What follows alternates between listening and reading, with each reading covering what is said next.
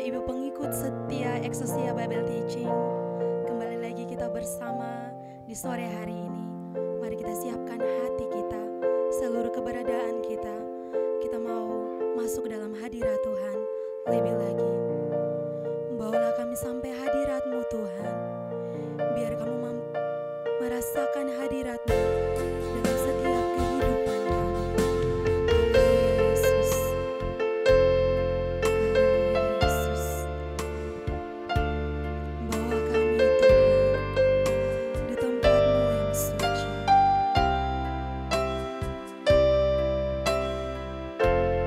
Bersama kita katakan, bawalah aku sampai hadirat-Mu, ruang maha suci di tempat yang tinggi.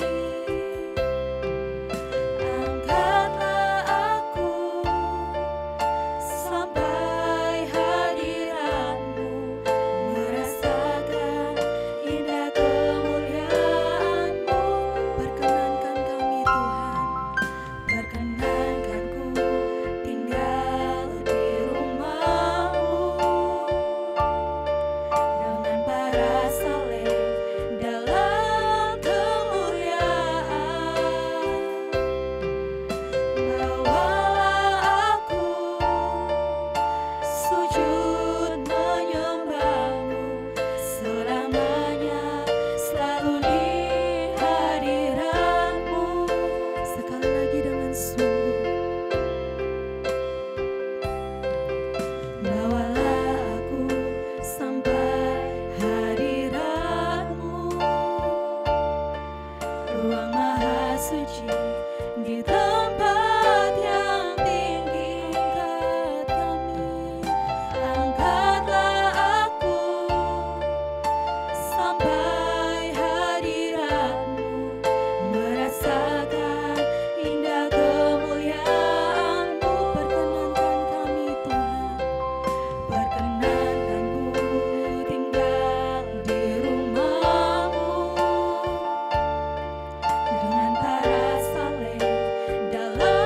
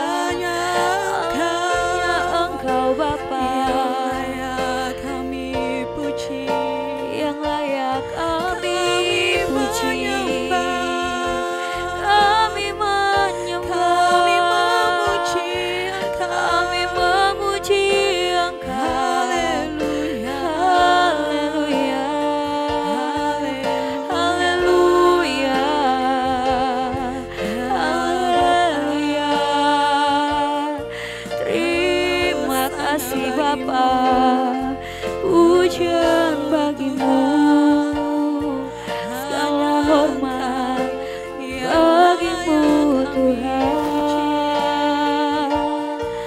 Haleluya, haleluya.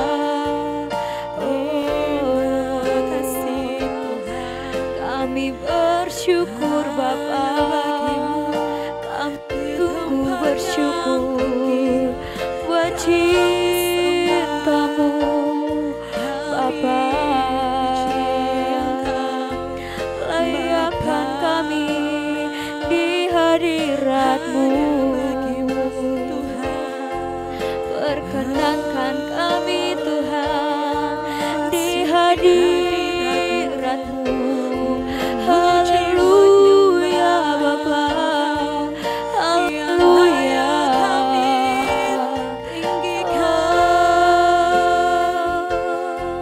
Terima kasih Bapa.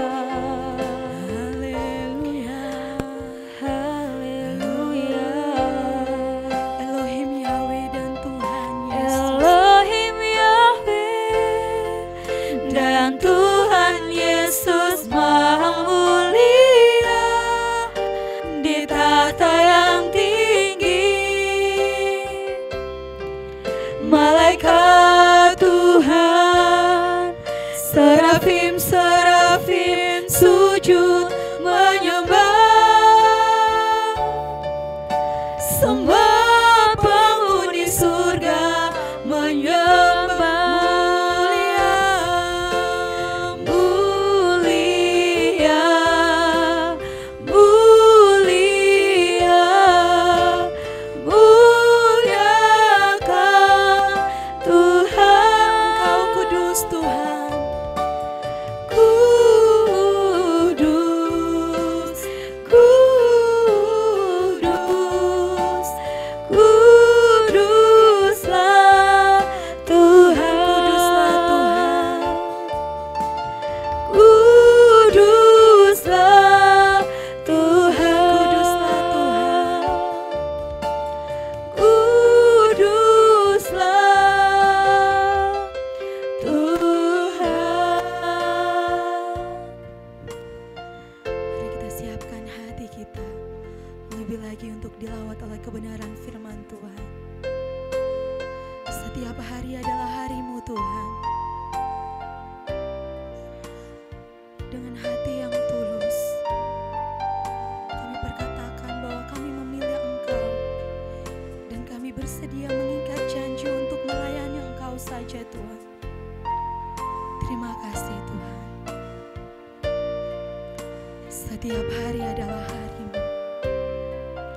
Mari dengan sungguh hati kita perkatakan pujian ini.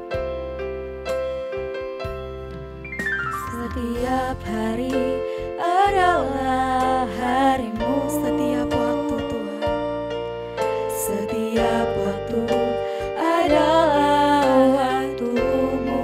tak ada tempat bagi kami. Tak ada tempat bagiku, karena Engkau penuhi ruang hidupku. Dengan sungguh Setiap hari adalah hari-Mu, setiap waktu Tuhan, setiap waktu adalah waktu-Mu. Tak ada tempat bagiku, karena Engkau penuhi ruang hidupku. Hari ini, nanti dan selamanya, ku memilih Engkau, hanya Engkau saja. dalam suka dalam duka, Dalam suka, dalam duka, tetap Engkau yang ku cintai.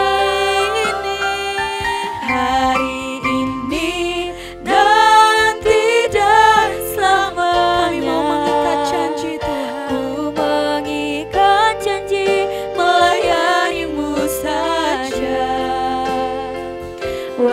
walau sukar, walau berat, tetaplah Engkau yang ku cinta hari ini, nanti dan selamanya. Kami memilih Engkau Ku Tuhan. memilih Engkau, hanya Engkau saja. Dalam suka,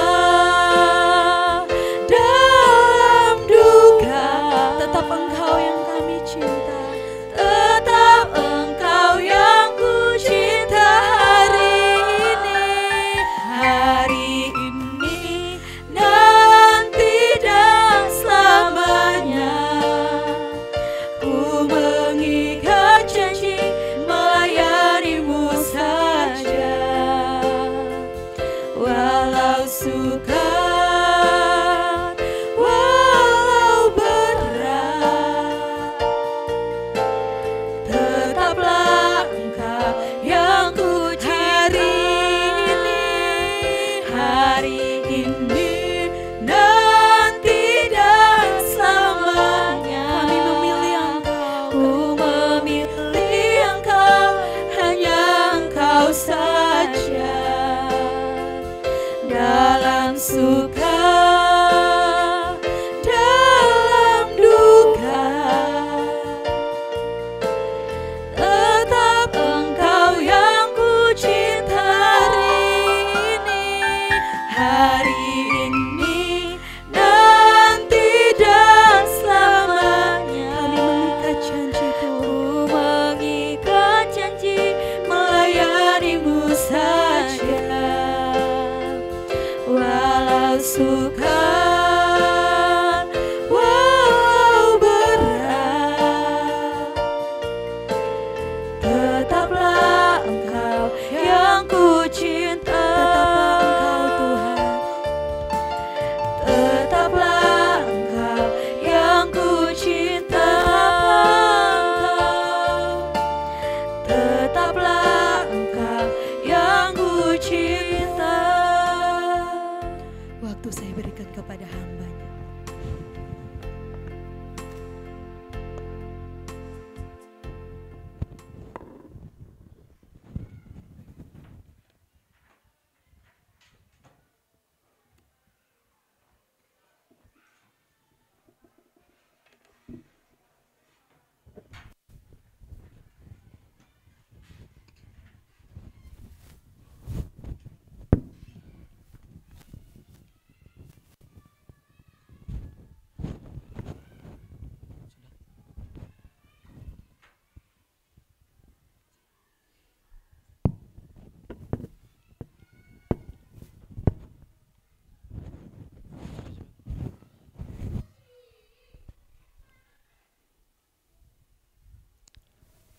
Mari kita berdoa. Bapa Elohim Yahweh yang Bapa kami sembah di dalam Tuhan Yesus Kristus. Kami bersyukur Tuhan buat kasih setiamu, perlindunganmu bagi kami. Saat ini hamba-Mu akan membagikan kebenaran firman-Mu. Berbicaralah Bapa. Kami rindu pesan-Mu disampaikan pada sore hari ini. Biar setiap kebenaran ini disampaikan benar-benar berasal dari hati Allah. Dan kami mau pakai kehidupan kami seluruhnya untuk mengabdikan hidup kami hanya kepada Tuhan. Menjadi prajurit-prajuritnya Tuhan. Melayani Tuhan seumur hidup kami. Bekali kami Bapa dengan kebenaran firman-Mu. Berbicaralah Bapa. Sia-sia hamba-Mu berbicara ada di tempat ini. Kami mohon Engkau hadir bersama kami. Hadirlah bersama kami Tuhan. Karena kami membutuhkan firman-Mu untuk disampaikan. Pesan-Mu disampaikan pada sore hari ini. Di dalam nama Tuhan Yesus Kristus kami berdoa mengucap syukur. Haleluya. Amin. Shalom Bapak Ibu. Kita jumpa lagi di dalam acara Exousia Bible Teaching hari Rabu 13 November bersama saya dengan David Kilapong. Hari ini kita akan berbicara, tema kita tentang warrior, prajuritnya Tuhan. Ya, kita langsung saja kita buka di dalam Ulangan pasal yang ke-20 ayat 1 sampai yang ke-8. Ya, agak sedikit banyak ayat yang kita akan baca. Saya akan membacakan bagi Bapak Ibu. Ayat 1, ayat yang pertama. Apabila engkau keluar berperang melawan musuhmu, dan engkau melihat kuda dan kereta, yakni tentara yang lebih banyak daripadamu, maka janganlah engkau takut kepadanya. Sebab Tuhan Allahmu yang telah menuntun engkau keluar dari tanah Mesir menyertai engkau. Apabila engkau menghadapi pertempuran, maka seorang imam harus tampil di depan dan berbicara kepada rakyat dengan berkata kepada mereka, dengarlah hai orang Israel, kamu sekarang menghadapi pertempuran melawan musuhmu. Janganlah lemah hatimu, janganlah takut, jangan gentar, dan janganlah gemetar karena mereka. Sebab Tuhan Allahmu, Dialah yang berjalan menyertai kamu untuk berperang bagimu melawan musuhmu, dengan maksud memberikan kemenangan kepadamu. Ayat yang kelima, para pengatur pasukan haruslah berbicara kepada tentara. Demikian, siapakah orang yang telah mendirikan rumah baru tetapi belum menempatinya, ia boleh pergi dan pulang ke rumahnya, supaya jangan ia mati dalam pertempuran dan orang lain menempatinya. Dan siapa yang telah membuat kebun anggur tetapi belum mengecap hasilnya, ia boleh pergi dan pulang ke rumahnya, supaya jangan ia mati dalam pertempuran dan orang lain mengecap hasilnya. Ayat yang ketujuh, dan siapa yang telah bertunangan dengan seorang perempuan tetapi belum mengawininya, ia boleh pergi dan pulang ke rumahnya, supaya jangan ia mati dalam pertempuran dan orang lain mengawininya. Lagi para pengatur pasukan itu berbicara kepada tentara demikian, siapakah takut dan lemah hati, ia boleh pergi dan pulang ke rumahnya, supaya hati saudaranya jangan tawar seperti hatinya. Bapak Ibu, saudara-saudara yang mendengar siaran Exousia Bible Teaching dari rumah, hari ini kita akan berbicara tentang warrior, prajurit atau tentara Allah. Nah, dalam kehidupan kekristenan, kita sadar atau tidak sadar kita selalu menghadapi yang namanya peperangan. Ya. Tantangan, hambatan, rintangan, itulah peperangan yang diizinkan Tuhan untuk kita hadapi setiap hari. Mulai kita bangun tidur sampai malam kita tidur kembali. Itu setiap hari kita dihadapi dengan tantangan. Nah, kita akan belajar dari bangsa Israel. Bagaimana syarat untuk menjadi prajurit untuk berperang menghadapi musuh. Tatkala itu musuh yang dihadapi oleh bangsa Israel. Nah, di Ulangan pasal yang ke-20 ayat 1 sampai 8 sudah jelas, ya. Sudah jelas syarat-syarat menjadi seorang prajurit.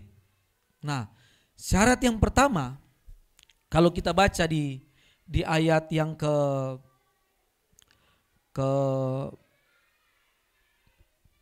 ketiga, ya.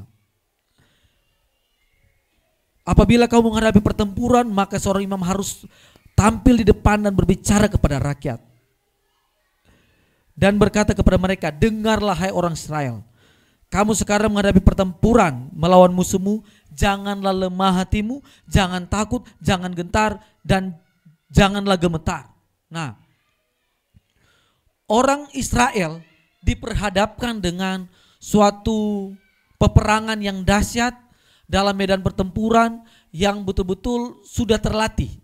Nah, bangsa Israel ini adalah bangsa yang tidak terlatih sebenarnya untuk berperang, karena mereka itu keluar dari Mesir, itulah bangsa budak. Nah, tapi Allah mau mau menunjukkan kepada bangsa Israel, ketika mereka berjalan bersama Tuhan, maka Tuhan akan menyertai mereka. Ketika mereka taat sama Tuhan, maka Tuhan akan menyertai mereka. Di ayat yang ketiga ini firman Tuhan berkata, janganlah takut, jangan lemah hatimu, jangan gentar, jangan gemetar. Karena waktu itu bangsa Israel melihat sejumlah pasukan yang sangat besar. Kalau kita melihat waktu Gideon berperang, Bapak Ibu, Tuhan memilih 300 orang untuk melawan beribu-ribu prajurit musuh pada waktu itu. Ya, banyak yang takut, banyak yang takut. Syaratnya sama seperti Ulangan 20 ini. Jangan lemah hatimu, jangan takut, jangan gemetar, dan jangan gentar. Artinya bahwa ketika kita bersama Tuhan, kita harus mempercayakan kehidupan sepenuhnya kepada Tuhan. Jangan pernah kita meragukan Tuhan, karena ada penyertaan Tuhan ketika kita maju berperang.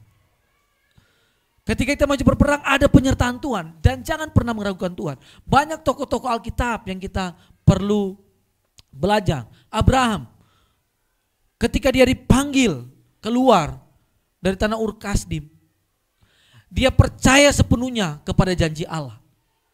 Dia tidak pernah meragukan Tuhan. Dia berjalan, terus berjalan walaupun berpuluh-puluh tahun. Anak yang dijanjikan belum ada, tapi dia tetap percaya. Nah, firman Tuhan pada hari ini datang kepada kita sebagai prajurit-prajuritnya Tuhan, sebagai prajurit-prajuritnya Kristus di akhir-akhir zaman ini. Kita jangan pernah meragukan Tuhan. Medan peperangan sekarang yang kita hadapi tidak seperti Israel Palestina yang sedang berperang sekarang. Tidak seperti Ukraina dan Rusia yang lagi berperang. Kita ini menghadapi perperangan yang Tuhan izinkan untuk kita hadapi adalah tantangan, rintangan, hambatan dalam kehidupan kita. Setiap kita punya peperangannya masing-masing. Tapi kita harus maju, turun ke medan perang. Jangan pernah takut karena Tuhan akan menyertai kita. Mungkin masalah yang kita hadapi sekarang ini berat. Menghadapi tantangan yang berat. Ingat, pencobaan yang kita hadapi,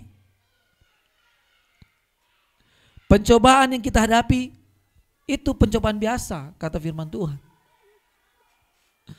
Justru rintangan, tantangan yang Tuhan izinkan kita hadapi untuk membentuk kita, membentuk karakter kita menjadi serupa dengan Kristus. Kita memiliki karakter Kristus. Jadi ketika tantangan itu datang, rintangan itu datang, kita harus maju. Jangan pernah takut, Bapak Ibu. Jangan pernah takut dengan masalah apapun yang kau hadapi. Kita harus percaya sungguh-sungguh kepada Tuhan. Jangan gentar atau khawatir Tuhan tidak bisa menolong. Tuhan berjanji Tuhan menolong. Asalkan kita percaya, kita taat, kita pegang kepada janji Tuhan.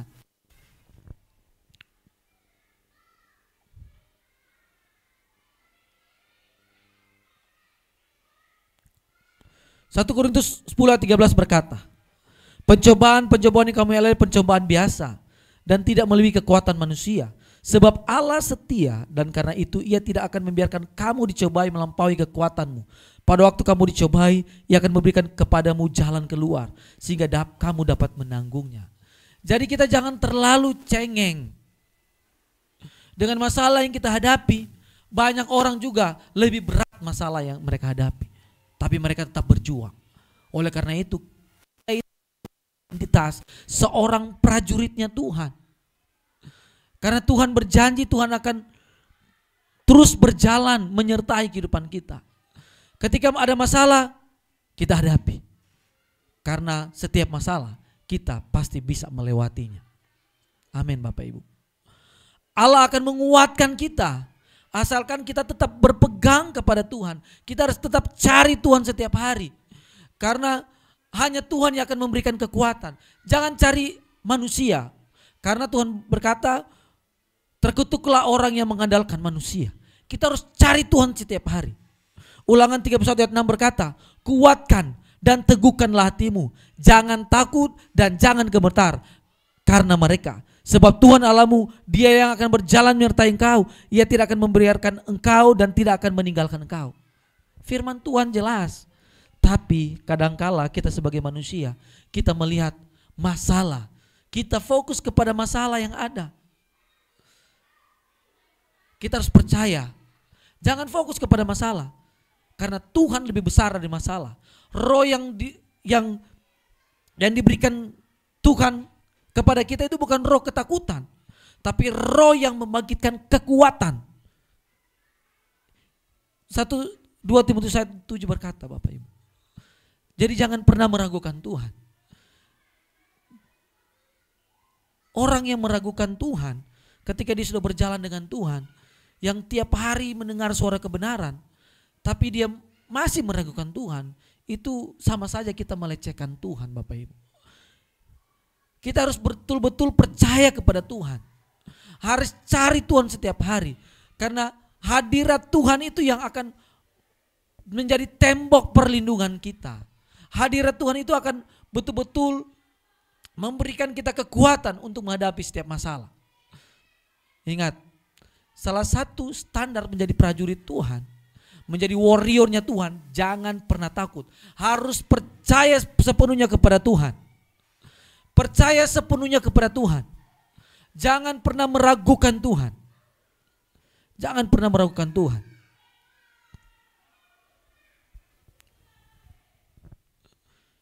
Kita harus betul-betul percaya kepada Tuhan.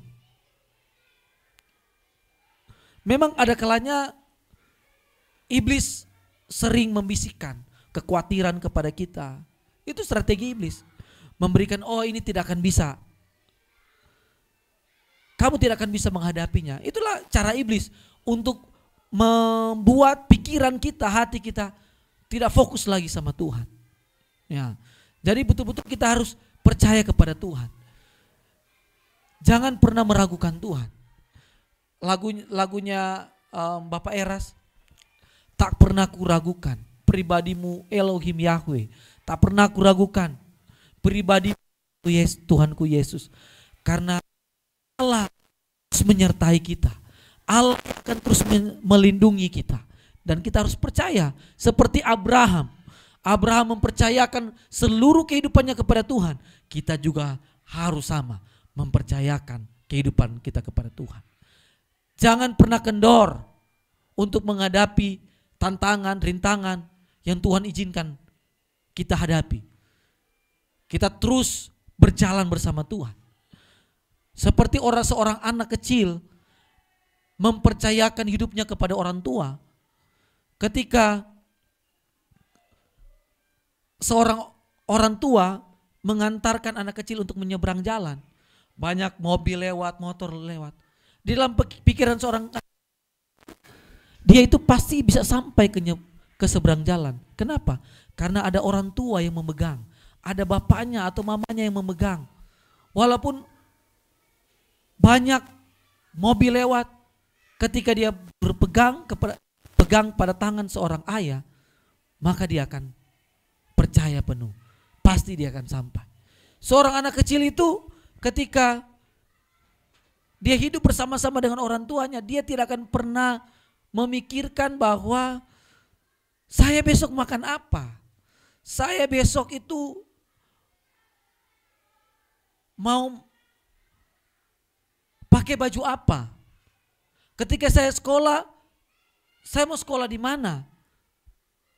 Berapa biaya sekolah yang harus dibayarkan? Anak kecil tidak memikirkan itu. Dia cuma menaruh kepercayaan ketika sebentar pasti dia bisa dapat makan. Sebentar itu malam pasti dia bisa makan. Malahan dia request. Nah, seorang anak, kita harus belajar sama anak kecil.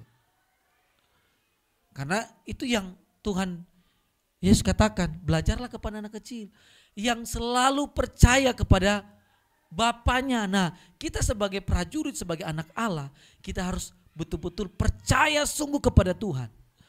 Jangan pernah meragukan pertolongan Tuhan. Walaupun seringkali kita ketika kita mengalami masalah yang begitu berat, seakan-akan ketika berdoa, seakan-akan Tuhan belum jawab. Ketika kita meminta pertolongan, seakan-akan Tuhan belum jawab. Ingat, semua ada waktunya Tuhan. Kalau pergumulan kita saat ini, Bapak Ibu yang mendengar Excelsior Bible Teaching hari ini, mungkin di tengah-tengah Bapak Ibu sedang mengalami masalah yang begitu berat, belum dijawab Tuhan. Tetap percaya. Tetap percaya. Karena Tuhan pasti menolong. Kalau hari ini belum dijawab, Tuhan sedang membentuk karakter kita untuk tetap berharap, tetap sabar, tetap kuat. Walaupun kelihatannya secara kasat mata, kok Tuhan tidak jawab-jawab, persoalan saya sudah bertahun-tahun ini Tuhan. Tetap berharap, tetap percaya. Karena bagi Tuhan, masalahmu itu hal yang kecil. Masalah yang paling besar adalah ketika Tuhan membentuk karakter kita menjadi seperti Kristus. Memiliki karakter seperti Kristus. Itu tujuan orang percaya. Goalsnya kita hidup di dunia ini adalah memiliki karakter seperti Kristus. Woi susah Pak. Memang kita harus berjuang. Tuhan bilang, berjuanglah masuk pintu yang sempit. Banyak orang yang berjuang, tapi sedikit yang akan bisa masuk. Kata berjuang di situ berarti kita harus berusaha. Tuhan menyediakan, tapi kalau kita tidak berusaha, maka kita tidak bisa mendapat. Nah, syarat yang kedua, ya, syarat yang kedua kita baca di ayat yang kelima. Ya, ayat yang kelima.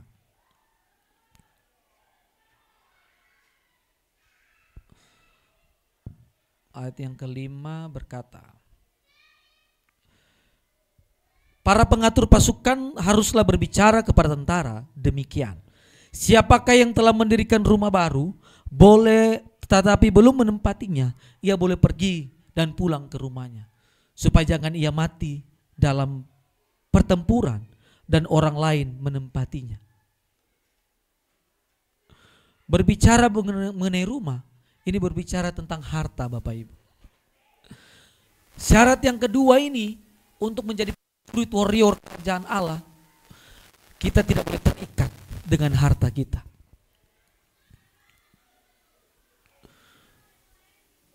Ketika Tuhan Yesus berbicara kepada orang muda yang kaya, dia kata, saya sudah melakukan semua apa yang ditulis dalam hukum Taurat. Saya sudah melakukan semua. Jangan membunuh, jangan berzina, jangan mengingini punya orang. Sudah berpuasa. Apalagi Tuhan? Tuhan bilang, jualah segala milikmu dan ikutlah aku. Berat bagi orang kaya. Rata-rata orang kaya, rata-rata ya, itu terikat dengan hartanya. Rata-rata orang kaya itu terikat dengan hartanya. Syarat untuk mengikut Tuhan, jangan terikat dengan apapun di dunia ini.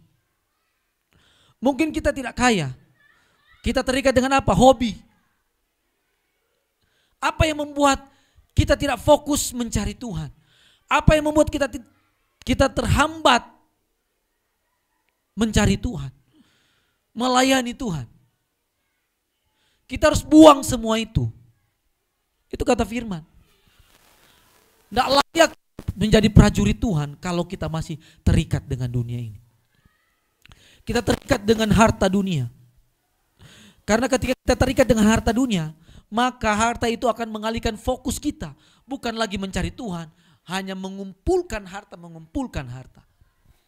Padahal tujuan kita di bumi adalah mengumpulkan harta di sorga.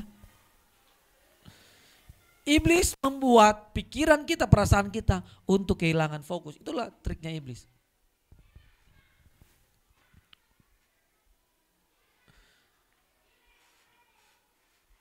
Keterikatan yang kuat pada harta dapat membuat kita gagal menjalani misi dan panggilan kita sebagai orang percaya, sebagai warrior-warriornya Tuhan. Ketika kita terikat,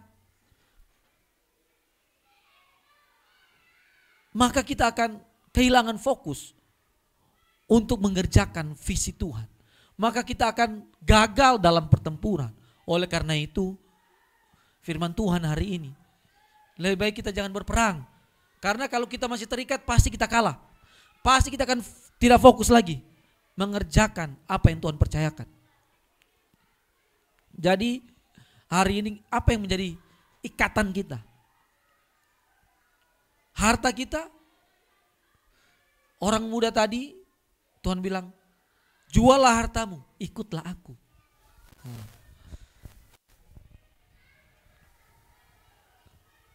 Bisa enggak kita jadi kaya? Bisa. Berdosa enggak kita jadi kaya? Tidak berdosa. Tetapi kalau kekayaan itu membuat kita tidak mencintai Tuhan secara sungguh-sungguh, tidak mencintai Tuhan secara tulus, masih ada ikatan dalam hati kita untuk mencintai harta kita, menjadi hamba uang. Nah, enggak bisa. Enggak bisa ikut Tuhan. Ikut Tuhan itu harus total 100%. Tidak boleh ada 0,1%. Harus total pengabdian kita kepada Tuhan. Baru menjadi prajuritnya Tuhan. Kalau kita terikat dengan harta, enggak bisa. Nah, kita harus berjuang. Nah, syarat yang ketiga. Ayat 6, kita baca ayat 6. Ayat 6. Dan siapa yang telah membuat kebun anggur, tetapi belum mengecap hasilnya, ia boleh pergi dan pulang ke rumahnya, supaya jangan ia mati dalam pertempuran dan orang lain mengecap hasilnya. Ini berbicara tentang usaha pekerjaan kita. Kalau kita mempercayakan hidup kita, bisnis kita, kepada usaha kita, kepada pekerjaan kita, bukan kepada Tuhan, maka itu kesalahan terbesar. Ingat, Tuhan mempercayakan kita mengelola bisnis. Itu kita sebagai pengelola saja. Semua itu milik Tuhan, bukan milik kita. Karena banyak pengusaha itu terlalu membanggakan, mendewakan usahanya. Bisa jadi usaha itu menjadi Tuhan baginya. Sudah tidak peduli lagi. Bisnis dengan cara apapun dia sudah gak peduli lagi. Yang penting untung, yang penting bisnis saya jalan. Mau pakai cara apapun, yang penting saya untung. Bisnis saya maju. Ingat, suatu kali kelak ketika kita seperti itu, maka Tuhan akan menghajar kita. Sampai kita betul-betul kesombongan kita, kebanggaan kita karena bisnis kita banyak, betul-betul dihajar Tuhan sampai nol. Sebelum dihajar Tuhan, lebih baik bertobat.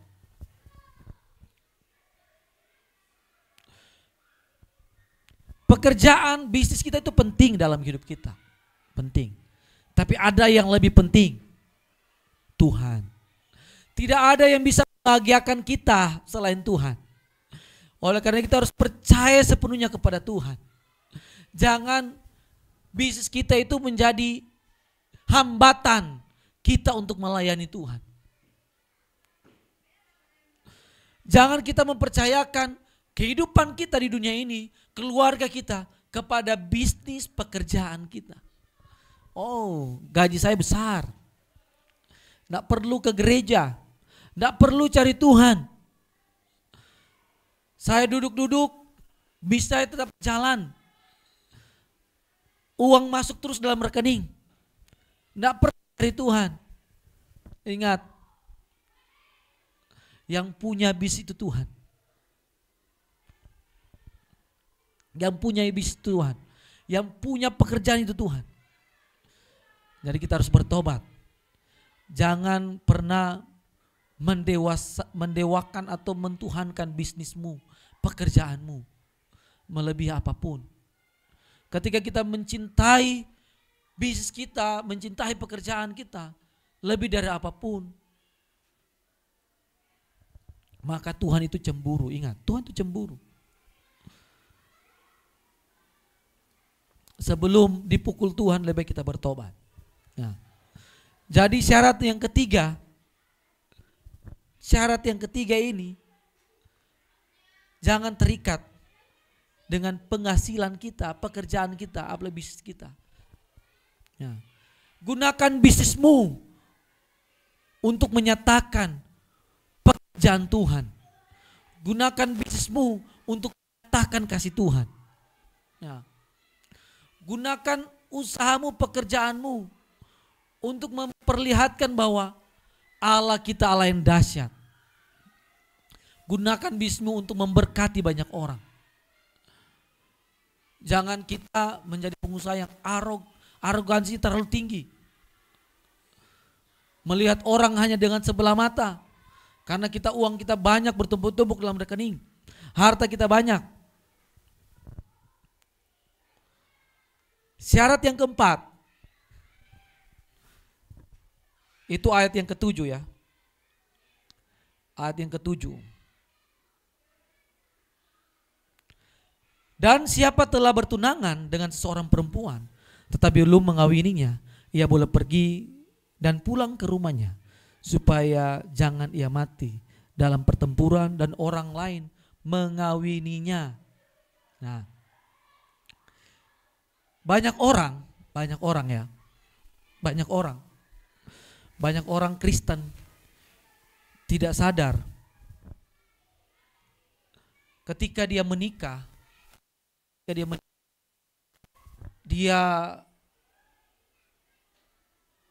dibandingkan dengan sebelum menikah, banyak itu yang masih on fire di dalam Tuhan, betul-betul hidup untuk pekerjaan Tuhan, untuk Tuhan dan pekerjaan Tuhan.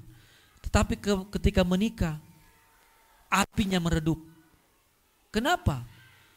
Banyak masalah rumah tangga yang harus dihadapi. Harusnya firman Tuhan kan lebih baik.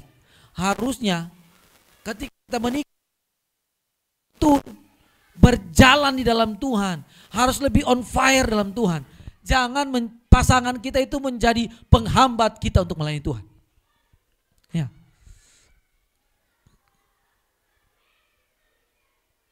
Ini syarat yang keempat. Jangan sampai relasi kita dengan pasangan kita, orang tua dengan anak kita, keluarga kita itu menghambat relasi kita dengan Tuhan. Jangan sampai. Ya. Kita itu harus menjadi pasangan yang terbaik buat pasangan kita. Ketika kita menikah, harusnya kita mendorong pasangan kita untuk lebih mencintai Tuhan daripada mencintai kita. Satu waktu saya sampai berkata sama Tuhan, Tuhan, apakah saya itu lebih mencintai istri saya daripada mencintai Tuhan?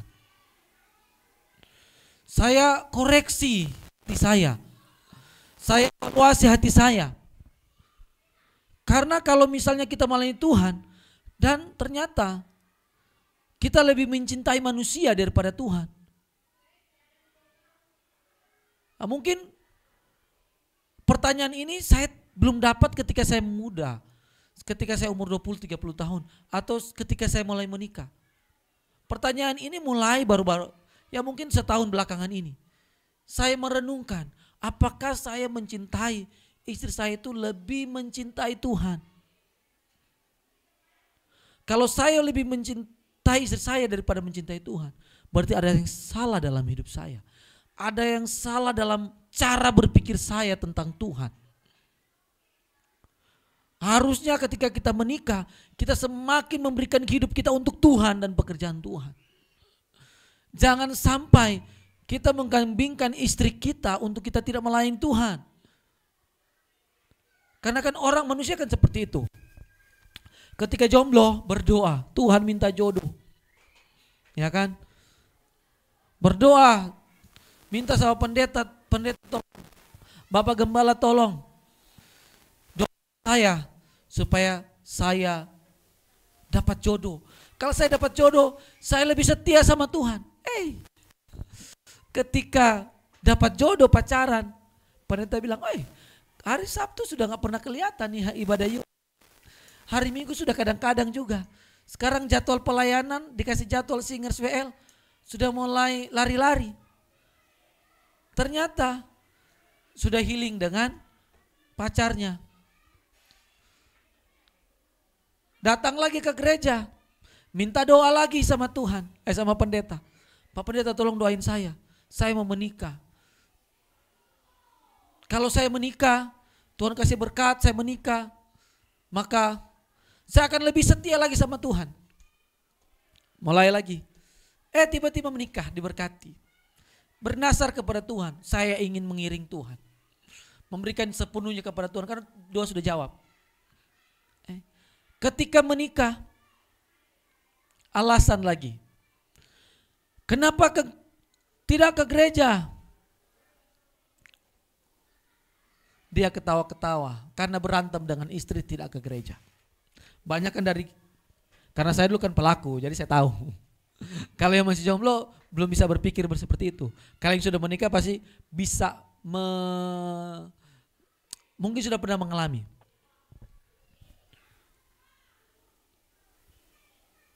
Ketika menikah alasan lagi. Berantem dengan istri tidak ke gereja. Terus istri sakit. Tidak ada yang jaga. Padahal mungkin saja cuma flu pilek biasa. Istri sakit tidak ada yang jaga. Tidak ke gereja, tidak melayani Tuhan. Setelah menikah, berjuang lagi bertahun-tahun, tidak punya anak. Berjuang lagi. Minta lagi pendeta berdoa. Tolong Pak Pendeta, tolong doain saya. Saya ingin punya anak. Kalau saya punya anak, saya lebih mencintai Tuhan. Lebih lagi melayani Tuhan. Setelah punya anak,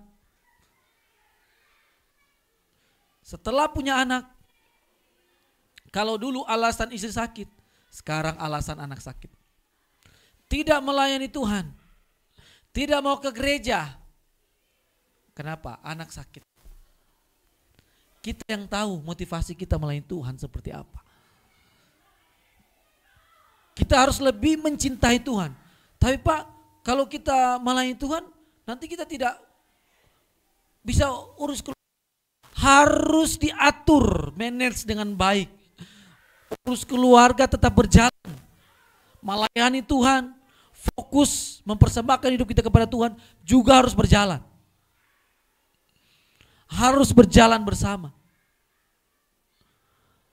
Karena tujuan kita ada di dunia bukan untuk pacaran, untuk menikah, untuk punya anak, bukan. Tujuan kita ada di dunia. Tuhan Yesus bilang apa?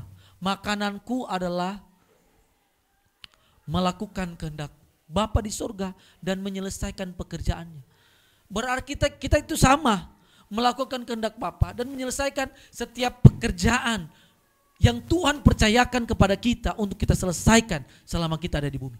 Ada goals ketika kita ada di bumi ini. Menjadi prajuritnya Tuhan, ada goals. Kalau kita nonton film perang ketika tentara Amerika pergi ke suatu perang, ada misi. Menyelamatkan tawanan-tawanan, ada misi khusus. Nah, kita juga sama. Kita sebagai prajurit, warrior kerajaan Allah, ada misi yang Tuhan ingin kita kerjakan di muka bumi. Misinya itu apa? Yang tadi saya jelaskan dari pertama. Menjadi serupa seperti Kristus. Menjadi sempurna seperti Bapa.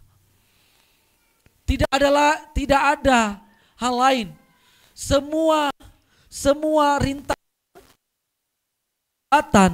yang Tuhan izinkan, tapi satu, memperbaiki karakter kita yang buruk, yang bobrok. Nah, tidak misi lain.